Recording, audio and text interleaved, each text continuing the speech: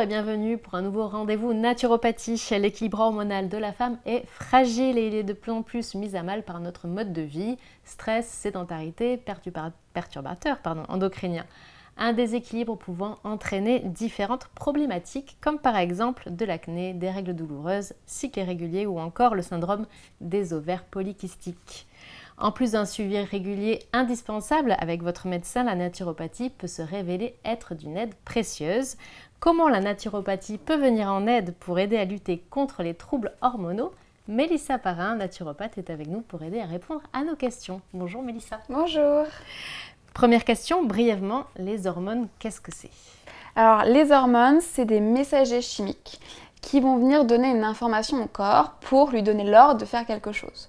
Donc par exemple, ça va être dans les hormones qu'on peut connaître assez connues, il va par exemple avoir l'insuline.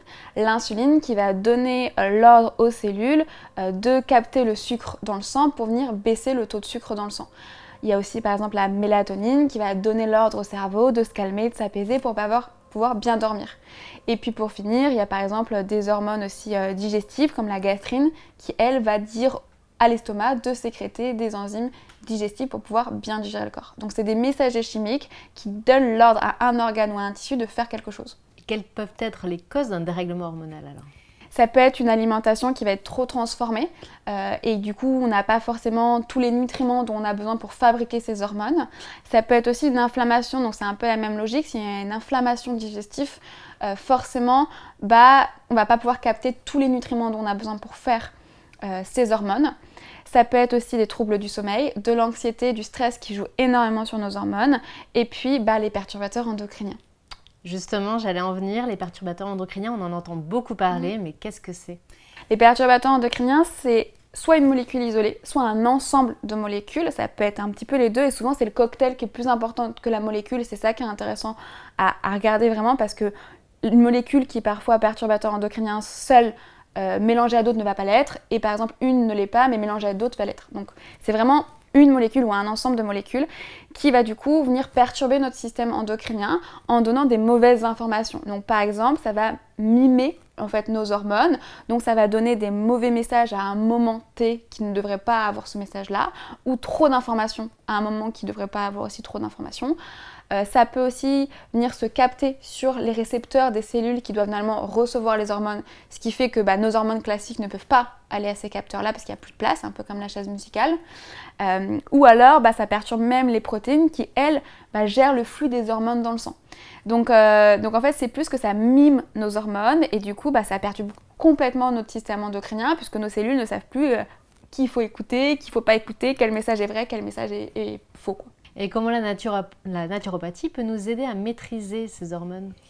Justement, on va venir aider le corps à éliminer ces perturbateurs endocriniens. Donc on va beaucoup stimuler le système éliminatoire en fait, du corps pour aider justement le corps à éliminer ces perturbateurs endocriniens et on va faire en sorte que le corps puisse bien fabriquer ces hormones avec une alimentation qui soit adaptée et du coup va permettre d'avoir tous les nutriments dont on a besoin pour fabriquer ces hormones. Je prends le cas par exemple souvent du sommeil. Des personnes qui vont avoir des troubles du sommeil ou de l'anxiété le soir, s'ils n'ont pas le tryptophane qui est un acide aminé qui va permettre la sécrétion de la mélatonine, forcément cette mélatonine n'arrivera pas.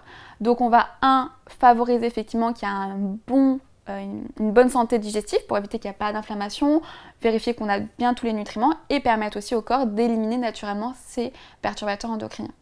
D'accord.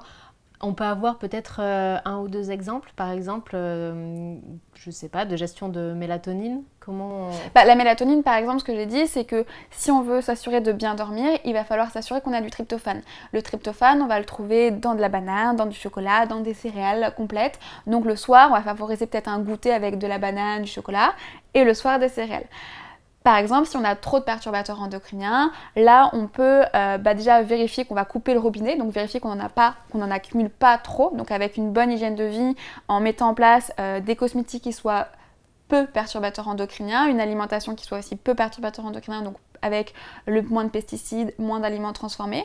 Et puis on va soutenir le foie et soutenir nos organes d'élimination. Donc ça va être les reins, le foie, la peau, par exemple en faisant des saunas régulièrement pour transpirer et éliminer ces perturbateurs endocriniens. Ça va être de mettre une bouillotte d'eau chaude le soir sur son foie pour être sûr que justement le foie fasse bien son travail. Voilà, c'est toutes ces petites choses et ces petits tips qui permettent, notre corps il sait éliminer. Il sait très bien le faire, c'est juste qu'aujourd'hui il a trop de choses à éliminer.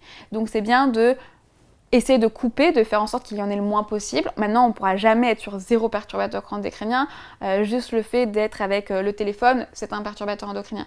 Donc, on ne pourra jamais être sur le risque 0 perturbateur endocrinien, mais par contre, on peut essayer de soutenir le corps et de l'aider à bien faire son travail avec des petits tips qui permettent de s'assurer que on va bien au sel, qu'on transpire bien et que du coup, on élimine au maximum tout ce qu'on peut. Ouais, il ne faut donc pas hésiter à faire appel à un ou une naturopathe pour venir accompagner cette démarche de soins.